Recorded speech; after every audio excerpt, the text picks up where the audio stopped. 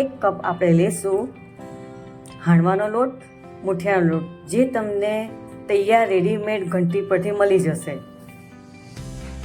1 cup છીણેલી દૂધી,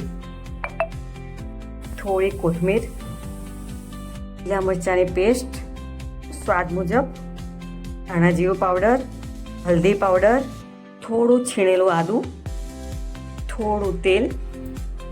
હવે આ મિશ્રણને સારી રીતે મિક્સ કરી લો અને જરૂર પડે તો થોડું પાણી નાખી આવી રીતે ગૂંદી લો. થોડીક વાર ગૂંદ્યા બાદ એના નાના નાના મુઠિયા તૈયાર કરી લો. આવી રીતે મુઠિયા બનાવીને તૈયાર કરી લો. આ મુઠિયાને સ્ટીમરમાં મૂકી દો અને 20-25 મિનિટ સુધી એને સ્ટીમ થવા દો.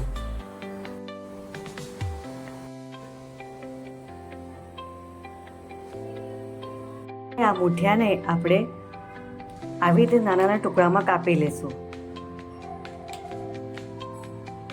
હવે આમાં થોડું તેલ મૂકી થોડી રાઈ, થોડા સફેદ તલ અને લીમડો વઘાર થઈ ગયા બાદ હવે એમાં કાપેલા મુઠિયા નાખી દો. એને સારી રીતે હલાવી લઈએ. થોડા ક્રિસ્પી થાય ત્યાં સુધી આપણે એને થવા દઈએ. જો તમે ક્રિસ્પી પસંદ કરતા હોય તો થોડુંક વધારે થવા દો ફાસ્ટ ગેસ પર, અને જો તમે સોફ્ટ પસંદ કરતા હોય તો બસ થોડીક વાર રહીને એને ઉતારી લો.